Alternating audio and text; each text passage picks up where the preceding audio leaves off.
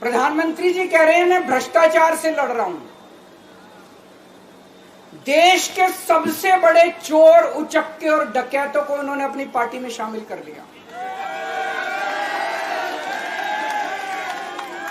जिन लोगों को 10 दिन पहले मोदी जी कहते थे 70,000 करोड़ का इसने घोटाला कर दिया, थोड़े दिन के बाद उसी आदमी को अपनी पार्टी में शामिल करके किसी को डिप्टी सीएम बना देते हैं, किसी को मंत्री बना देते हैं और उनके सारे ईडी और सीबीआई के मामले खत्म कर देते हैं और कहते हैं मैं भ्रष्टाचार से लड़ रहा हूं।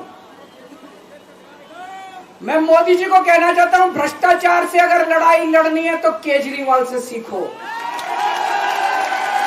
प्रधानमंत्री जी, भ्रष्टाचार के खिलाफ लड़ाई केजरीवाल ने लड़ी है। 2015 में जब दिल्ली में हमारी सरकार बनी थी, हमारे एक मंत्री का एक ऑडियो मेरे पास किसी ने व्हाट्सएप कर दिया। उस ऑडियो में मेरा मंत्री किसी दुकान वाले से 5 लाख रुपए मांग रहा था।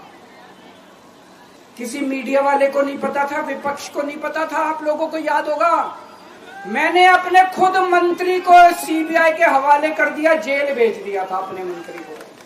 ये होती है भ्रष्टाचार के खिलाफ लड़ाई। पंजाब के अंदर मेरा एक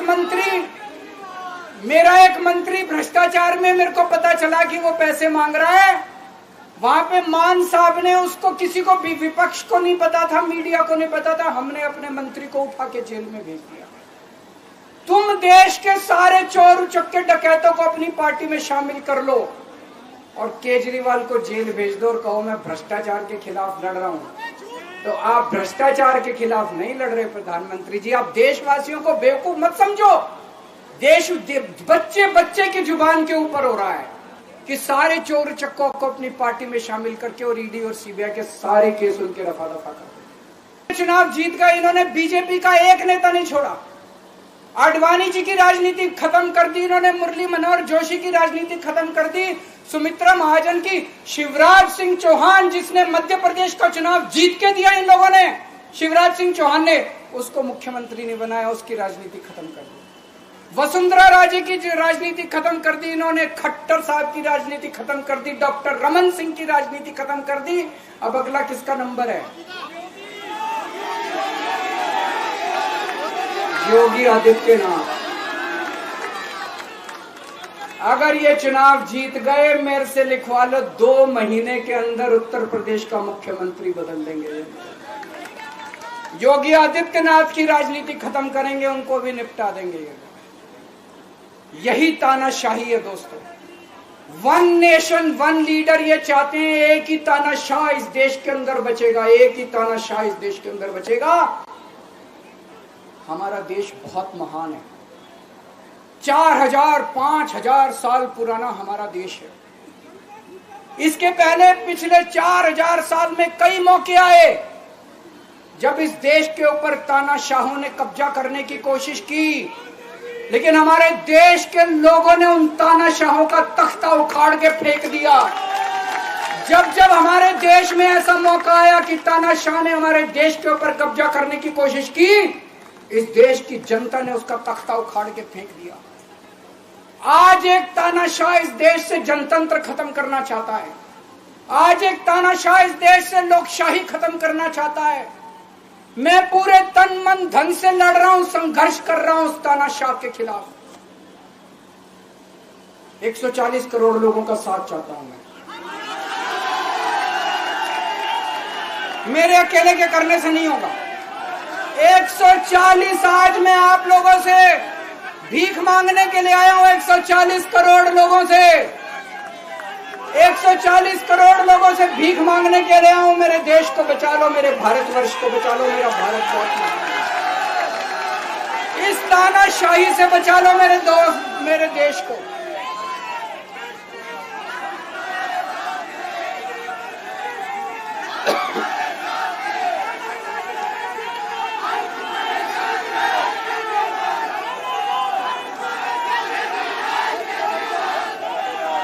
मैं सुप्रीम कोर्ट का बहुत बहुत शुक्रिया अदा करना चाहता हूं। उन्होंने 21 दिन दिए हैं, एक एक दिन में 24 घंटे हैं। मैं एक दिन में 24 में से 36 घंटे काम करूंगा।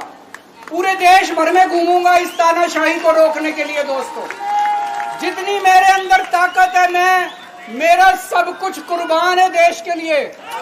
मेरा तन मन धन सब कुछ कुर्बान है मेरे देश के लिए।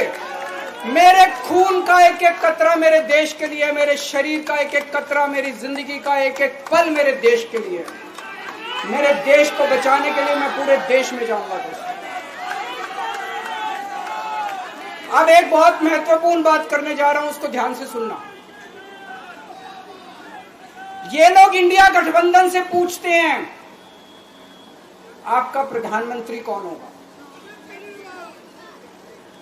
मैं बीजेपी से पूछता हूं आपका प्रधानमंत्री कौन होगा। आप लोग सोच रहे होंगे केजरीवाल क्या बात कर रहा है, मोदी जी होंगे। नहीं, मोदी जी अगले साल 17 सितंबर को 75 साल के हो रहे हैं। बीजेपी के अंदर मोदी जी ने 2014 में मोदी जी ने खुद ने रूल बनाया था कि बीजेपी के अंदर जो भी 75 साल का होगा उसको रिटायर कर दिया जाएगा। सबसे पहले आडवाणी जी को रिटायर किया गया, उसके बाद मुरली मनोहर जोशी जी को रिटायर किया गया, फिर सुमित्रा महाजन को रिटायर किया गया, फिर यशवंत सिन्हा को रिटायर किया गया। अब मोदी जी अगले साल 17 सितंबर को रिटायर होने वाले हैं। तो मैं बीजेपी से पूछना चाहता हूं आपका प्रधानमंत्री का दावेदार कौन है। दोस्तों, अगले साल 17 सितंबर तक अगर इनकी सरकार बनी, तो उस पर भी आऊंगा मैं। अगर इनकी सरकार बनी तो पहले अगले 2 महीने में योगी जी को निपटाएंगे ये, और उसके बाद मोदी जी के सबसे खास अमित शाह को ये प्रधानमंत्री बनाएंगे।